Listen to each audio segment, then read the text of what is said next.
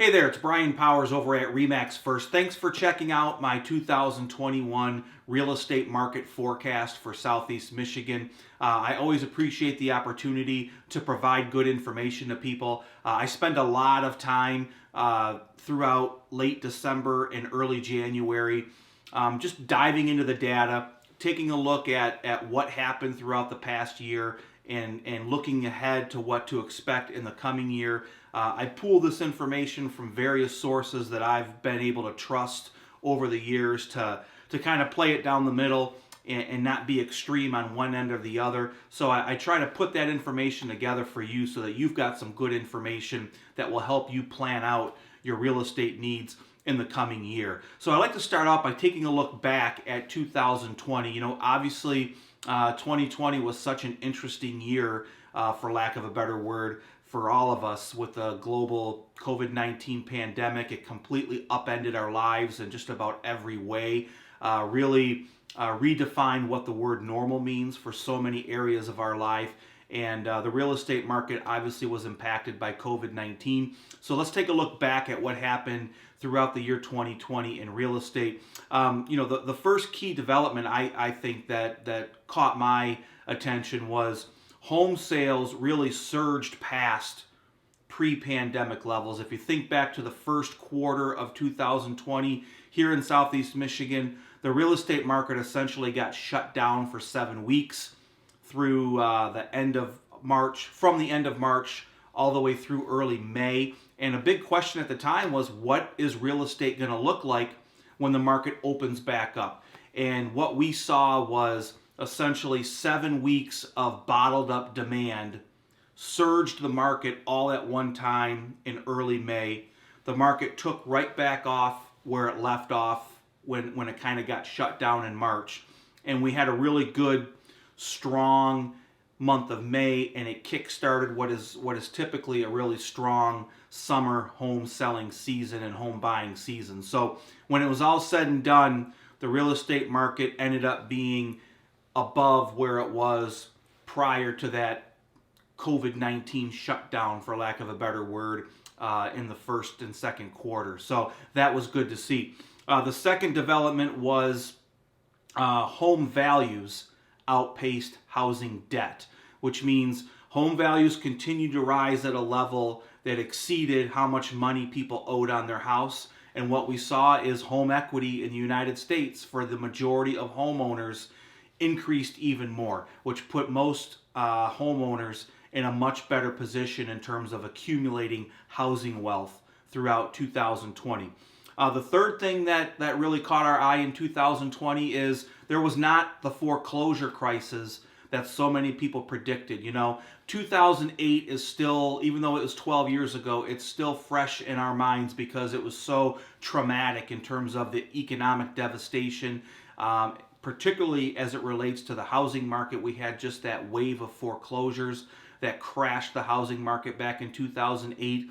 And so as soon as we saw signs of a weakening economy in 2020, a lot of people immediately thought that was going to translate into a housing crash. That never materialized. The housing market did very, very well throughout 2020. And then number four, that goes right to number four, where economic recession did not equal a housing crash. We saw a great year for housing in 2020. Home values were up, home sales were up, interest rates stayed down. Like we talked a few minutes ago, housing accumulation went up through home equity. Number five is we really ended the year on a strong note.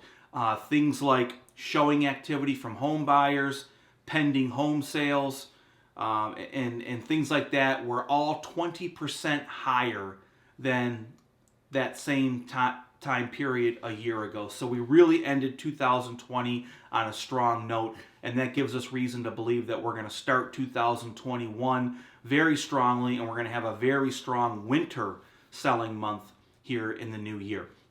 And then number six, and to me this was the most fascinating development because it was new for so many people, is this concept of work from home went mainstream.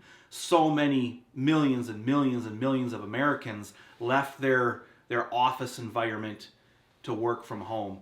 and that really had a huge shift in housing demand as people realized that the house they have, while it was set up well for their lifestyle before, it really wasn't set up well from a work from home environment. And it's really made so many home buyers rethink whether or not they are in the right house. It really created an entirely new class of home buyers who thought they had their dream home. They thought they had the home that fit all their needs. And now they have to rethink that because work from home has really created an entirely new dynamic in terms of your home space. So let's take a look ahead at 2021 and what we're expecting to see in the local housing market here in Southeast Michigan. We're expecting to see a surge in demand from home buyers in suburban areas.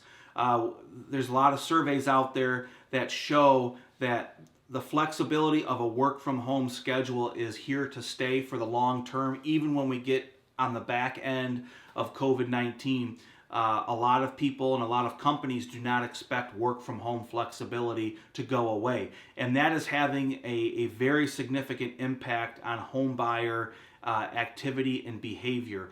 Realtor.com is experiencing a high level of search activity in the outlying suburban areas 25 miles and greater from city areas like downtown Detroit. And so what we're experiencing is people who typically would try to buy a home very close to big city areas are now rethinking that, and they want to be further away because they don't have to make that commute every day. So if you think about locally, what that means is, Macomb County north of 696, St. Clair County, and Oakland County north of 696. We all expect those suburban areas to have a lot of demand in 2021, and a lot of demand usually correlates into increased home values. The other thing we're expecting to see is an increase in home sales again in 2021. We expect the number of homes sold to increase somewhere in that 8 to 12% range. So expect a very healthy market in terms of home buyer activity. And then when it comes to home value increases, 2020 was a great year, double-digit home value gains for most people. We expect 2021 for home values to increase again. We just don't expect them to increase as much as they did in 2020. Expect home values to kind of normalize and be somewhere around that 6% range in terms of home value increases. And then obviously interest rates is something that we absolutely want to keep our eye on because interest rates have a huge impact on the health of the real estate market. We expect interest rates to stay down where they're at right now throughout most of 2021, hover around that 3% range. But look in the fourth quarter of 2021, that's when we're expecting to start seeing those rates trickle up for the first time. And obviously, if rates start to trickle up, those will have an effect on the housing market. And then there's 7 key questions that need to be answered for 2021 that we're going to be keeping our eye on throughout the year that will give us an idea of where the housing market is going. Question number 1 is politics or pocketbooks. 2020 was a very political year. Our society is politically polarized in ways that it probably never has been before. Personally, I don't think that that's a good thing. But typically, in an election year, people get very political, and then once the election is over, they transition to their focus to more pocketbook issues like interest rates, the stock market, employment. Will we see that, or will we stay very politically polarized is something to take a look at as we head throughout 2021. Question 2 is, will home buyers, first-time home buyers, will they be squeezed out of the market? Rising home values generally is considered to be a good thing, but we're getting dangerously close to the point where prices are appreciating so much that it will start squeezing out first-time home buyers. Very low interest rates have helped offset that to keep homes affordable, but low interest rates only go so far in keeping homes affordable. The fear is if home values go up too much, we're going to start squeezing out first-time home buyers, and that's a big segment of the home buyer market that we don't want to lose. Question 3 is work from home really here to stay? 2 out of every 3 employees that were surveyed expect to maintain some sort of work from home flexibility long term, even after COVID-19. And like we talked earlier, that is having a tremendous impact on home buyer behavior and home buyer activity. I can't tell you how many home buyers I spoke with throughout 2020 whose main purpose for looking into buying a new home is the current home they have is not adequate for a work from home situation. So that's created an entirely new class of home buyer in the market. That's something we're going to want to keep our eye on. Question number 4 is, will Wall Street speculation kill the housing boom? You know, if you think back to 2008 when we had that market crash, speculation and investing really helped kind of bring on that housing crash. A lot of things like mortgage-backed securities and speculation in the secondary mortgage market created that crash. We're starting to see some goofy things going on in real estate investing. There's a company called Roofstock, for example, where investors can buy a partial share of a home in hot markets. So for as little as $100, you can buy a partial share of a home. Things like that really make you wonder, are we headed back to a place where speculation is going to have a negative impact on the housing market? Question 5 is, what will the housing policy look like in a Biden administration? There's a lot of things that were said on the campaign trail about a national housing policy and the federal government getting involved in housing. As with, pretty much all candidates across all political parties, the details are a little lacking during a campaign. So we really need to keep an eye out on what those ideas really mean, what the details are and how they're going to affect the housing market. Question number 6 is, will forbearance turn into default? Right now we have a record number of FHA borrowers who are in default, who are in those forbearance agreements. While they struggled in 2020.